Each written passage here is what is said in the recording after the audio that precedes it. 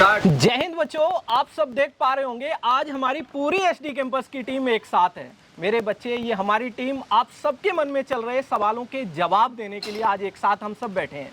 मेरे बच्चे, आप सब अच्छे से जानते हैं कि 5 अप्रैल को सैनिक स्कूल एंट्रेंस एग्जाम 2025 कंप्लीट हो चुका है। अब मेरे बच्चे, सबसे बड़ा सवाल ये है कि आपकी आंसर की भी आ गई है। अब आंसर की के बाद सबसे बड़ा जो सवाल चल रहा है, सवाल ये है कि आखिर इसका रिजल्ट कब आएगा। क्या जो पेपर अभी लीक हुआ है उस वजह से आपका रिजल्ट डिले हो रहा है? ये तमाम सारी जो बातें हैं वो आज हम इस वीडियो में डिस्कशन करने वाले हैं। तो सबसे पहला जो सवाल है वो मेरा संजय सर से है। कि सर, ये जो रिजल्ट डिले हो रहा है, क्या पेपर लीक की वजह से डिले हो रहा है, क्या और कुछ रीजन? देखिए, बिल्कुल सर, आपने बहुत सही क्वेश्चन मुझसे पूछा। ऐसे बहुत सारे अध्यापक हैं, जो बहुत सारी एकेडमी भी हैं, वो बता रही हैं बच्चों को कि पेपर लीक होने की वजह से डिले हुआ है। बट ऐसा कुछ नहीं है। पहली बात तो पेपर लीक की जो पुष्टि है अभी एनटीए की तरफ से कोई नहीं की गई है। और अगर लीक हुआ भी है, नहीं भी हुआ है, तो इसमें बच्चों का इन्वॉल्वमेंट होना कोई ज़रूरत है नहीं। बिल्कुल बिल्कुल। मुझे जो लगता है, जो अध्यापकगण ऐसा बोल रहे हैं कि पेपर लीक होने की वजह से डिले हो रहा है, बट सर जब इन्फॉर्मेशन बुलेटिन आया था तो उसमें क्लियरली मेंशन है बच्चों, आप उसे रीड भी कर सकते हैं। मैंने कई बार दिखाया भी है कि जो एनटीए ने जो इन्फॉर्मेशन बुलेटिन दिया था उसमें बताया गया था कि जो आपका रिजल्ट है वो एग्जाम होने के बाद 6 हफ्तों के बाद आएगा। अब सर सीधी सी लॉजिक सी बात है कि जो 6 हफ्ते हो रहे हैं, 6 × 7 मतलब 42 दिन। अगर 5 अप्रैल में 42 दिन ऐड करते हैं तो सर 25 + 17, तो लगभग आप मान के चलिए 17 मई को 42 दिन कंप्लीट हो रहे हैं। बिल्कुल बिल्कुल। तो बच्चों, 17 मई से पहले तो आपका रिजल्ट आ ही नहीं सकता। अब 17 मई के बाद आपका काउंटडाउन स्टार्ट होगा कि 18 को आ सकता है, 19 को आ सकता है, 20 को आ सकता है, क्योंकि एनटीए ने क्लियरली बोला है कि जो रिजल्ट है वो 6 हफ्तों के बाद आएगा। तो अभी डिले का तो अपने मन में कोई सवाल ही नहीं डाला है। एक डेट तो फिक्स की ही नहीं है ना, डेट फिक्स नहीं की है एनटीए ने, कोई डेट फिक्स नहीं की है। बस इतना बताया है कि रिजल्ट 6 हफ्तों के बाद आएगा। तो अभी से डिले वाली जो बहुत सारे अध्यापक गण भी ऐसा कर रहे हैं, बहुत सारे छात्र भी क्वेश्चंस कर रहे हैं, तो आपको क्लियर हो गया होगा अभी कोई रिजल्ट नहीं डिले हो रहा है। एनटीए अपने तय टाइम पर आपको ओएमआर आपकी डिस्प्ले की गई है, तो 17 मई के बाद आपका काउंटडाउन स्टार्ट हो जाएगा। कभी भी रिजल्ट देखने के लिए सर मिल सकता है। बिल्कुल बिल्कुल। तो अब बच्चों, ये बात तो आपको अच्छे से क्लियर हो गई होगी। अब बहुत सारे और भी सवाल हैं, 1 बाय 1 करके सारे सवालों के जवाब आपको इस वीडियो में मिलने वाले हैं। तो सर, जो आपके मन में और जो सवाल आ रहे हैं, जैसे बच्चे आपसे पूछते भी रहते हैं क्लास में, जब आप पढ़ाते हैं तो उस समय बहुत सारे सवाल आते हैं आपके। तो आपका कोई ऐसा सवाल हो जो बच्चों का सवाल है, जिसका हम बच्चों को रिप्लाई अच्छे से कर पाएँ? दूसरा, ऐसे कई सारे सवाल हैं। अभी मैं सभी टीचर्स से भी कहूँगा कि इनकी क्लासेस में भी कुछ कमेंट में कुछ सवाल आए हैं। Manu sir, Sachin sir, Amit sir and Juhi ma'am, इनसे भी कुछ क्वेश्चंस लूँगा। बट सबसे ज़्यादा सवाल यही आ रहे हैं कि सर हमारा रिजल्ट कब आएगा। तो रिजल्ट का मैंने क्लियर कर ही दिया है। तो रिजल्ट आपका अभी 17 मई तक तो नहीं आना, क्योंकि 6 हफ्तों के बाद बोला गया है। तो ये सबसे कॉमन सवाल है। कुछ बच्चों ने अपनी ओएमआर भी नहीं चेक की है, तो उनको भी टेंशन नहीं लेनी है। रिजल्ट में सारी चीज़ें आपको क्लियर हो जाएंगी जब आपका स्कोर कार्ड आएगा। बाकी मैं अपने जो अध्यापकगण साथी हैं, मैं किसी से पूछना चाहूँगा, कोई मन में सवाल चल रहा है? अमित सर कुछ पूछना चाह रहे हैं? जी यस सर, मेरे मन में भी एक सवाल चल रहा है कि बहुत सारे बच्चों को डाउट है कि जैसे एग्ज़ाम इस बार लेट हुआ है, तो क्या रिजल्ट आने में लेट हो सकता है? हाँ बिल्कुल, ये सर सवाल तो सही है। जैसे कि हर बार होता क्या है कि एग्ज़ाम जो होता है वो जनवरी में होता है, सैनिक स्कूल का एग्ज़ाम। बट हुआ क्या कि इस बार सर जो एग्ज़ाम है वो थोड़ा सा डिले हो गया। एग्ज़ाम डिले नहीं हुआ सर, एग्ज़ाम जो फॉर्म आए थे वो भी डिले हुए, तो इसी वजह से थोड़ा सा एग्ज़ाम डिले हुआ। बट सर मुझे ऐसा लगता है कि एग्ज़ाम डिले होने से रिजल्ट डिले नहीं होगा, क्योंकि रिजल्ट में उन्होंने तय समय पर सर जो ओएमआर है अपनी वो डिस्प्ले कर दी है। और इनको फिर क्या है कि सर नए जो सेशंस होंगे, जो 2026-27 वाला जो सेशन होगा, उसके लिए भी क्या है एंट्रेंस एग्जाम के फॉर्म आएंगे, और फिर से उनका जनवरी में एग्जाम होगा। अगर इसको डिले कर लेंगे तो फिर नेक्स्ट ईयर वाला डिले हो जाएगा। तो मुझे नहीं लगता सर जो डिले होगा। एक क्वेश्चन और है सर। जी सर, कि पिछली बार जैसे हमने देखा, जो जिसकी बच्चे की फर्स्ट रैंक थी वो 290+ नंबर थे उसके। तो इस बार जैसे पेपर आया था, टफ था या इजी था, उसके अकॉर्डिंग कितना टॉप रैंक लाने वाले का कितना मार्क्स पे टॉप रैंक बन सकती है सर? हाँ देखिए सर, जैसे सचिन सर मैथ्स पढ़ाते हैं। जी सर। तो बाकी जैसे हम सभी टीचर्स ने जो मिलके एनालिसिस किया, आपने भी देखा होगा, तो सर रीजनिंग में, लैंग्वेज में और जनरल नॉलेज में तो ज़्यादा डिफरेंस नहीं था। मतलब जो पेपर पूछा गया था वो लगभग ऐसा ही था, प्रीवियस ईयर के पैटर्न पे था। और तो और सर कुछ क्वेश्चन सेम भी रिपीट हुए थे, मतलब उसी सेम कॉन्सेप्ट। बिल्कुल सर। तो मैथ का थोड़ा सा स्तर बढ़ा है। अब देखने वाली बात यह है कि सर क्या थोड़ा सा स्तर बढ़ने से क्या बच्चे स्कोर कर पाते हैं, अच्छा स्कोर कर पाएंगे, नहीं कर पाएंगे। जैसे 292 मार्क्स थे, फर्स्ट रैंक थे 292 मार्क्स पर।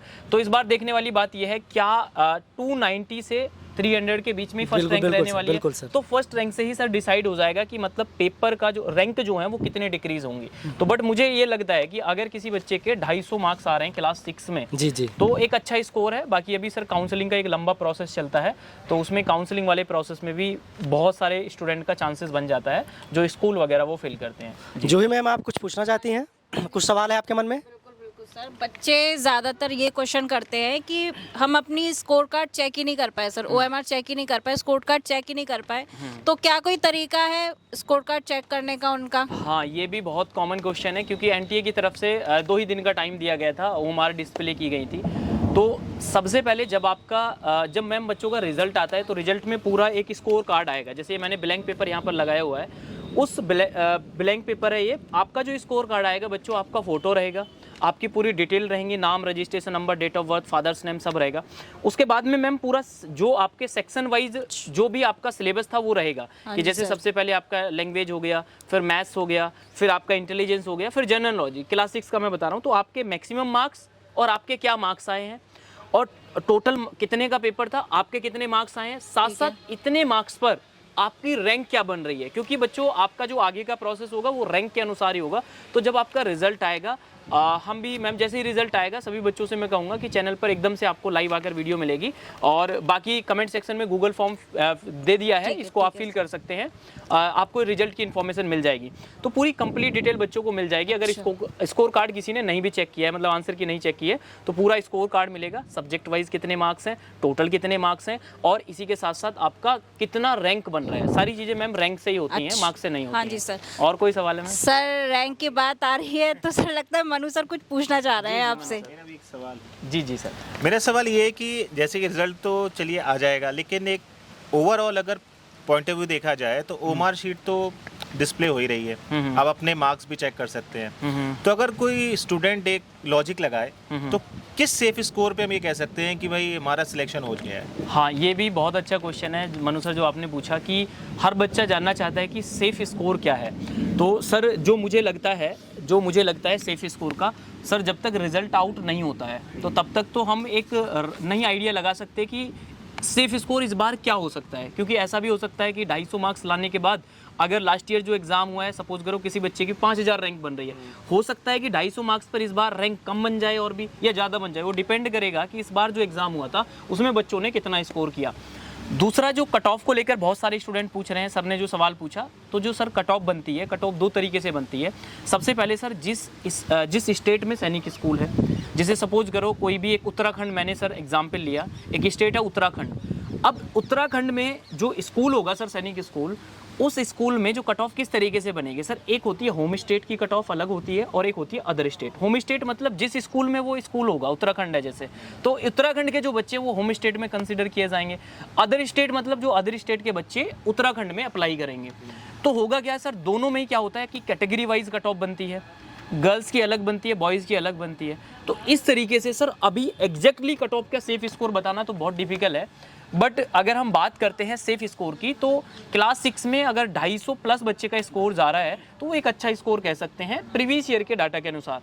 बट इस बार हो सकता है कि कुछ आंकड़े चेंज रहे, तो डिपेंड करता है जो फर्स्ट रैंक आएगी इस बार बच्चे की वो किस मार्क पर आएगी, मतलब कितने मार्क्स पर आएगी।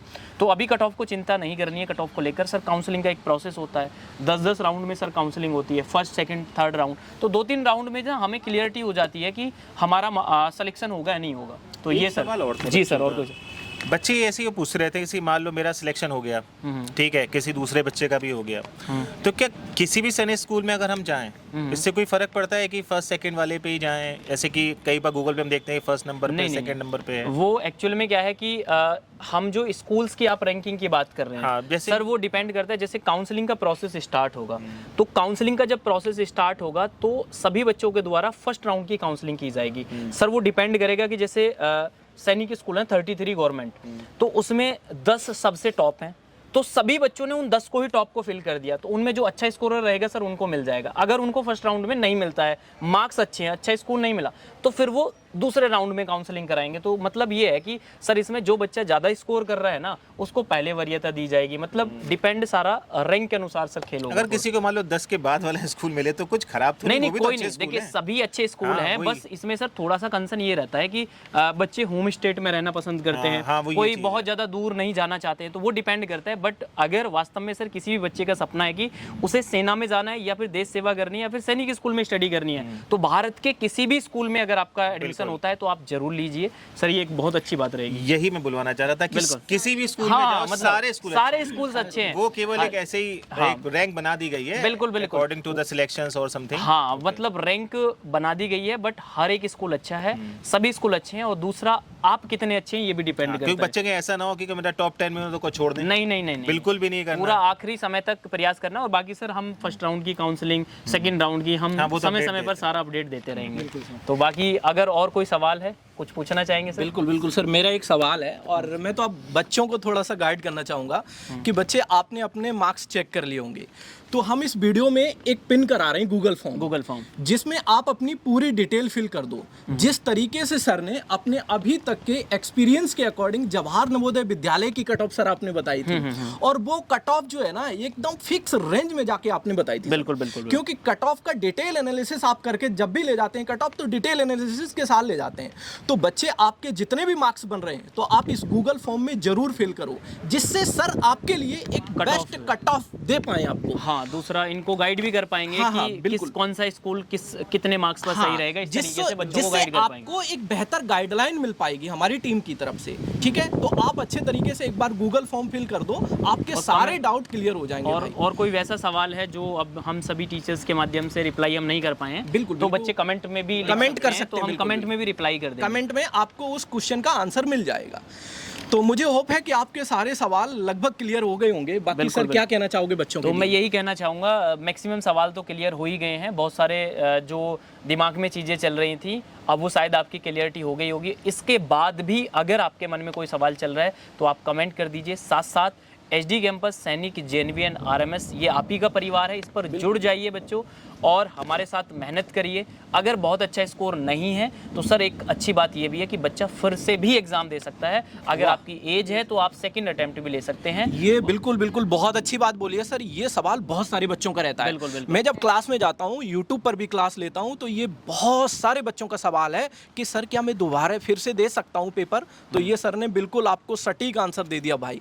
आप ये समझ के चलिएगा कि आपके सारे सवाल लगभग क्लियर हो गए होंगे। अब आप एकदम गुमराह ना हो। आपका फिर भी कोई सवाल बचता है तो कमेंट सेक्शन में आप जरूर अपने सवाल को लिख दीजिएगा, रिप्लाई आपको कर दिया जाएगा। बाकी सर क्या कहना तो बस यही है सर, अब सेशन को एंड करते हैं। जितने भी स्टूडेंट एंड पेरेंट्स इस सेशन को देख रहे हैं तो कोई मन में सवाल है तो कमेंट कर सकते हैं। गूगल फॉर्म पिन कर दिया गया है। बाकी आप चैनल को सब्सक्राइब करके इस परिवार का सदस्य बन जाइए। जैसे ही जो भी कोई अपडेट आएगी वो सबसे पहले आपको सटीक इन्फॉर्मेशन पहुंचाई जाएगी।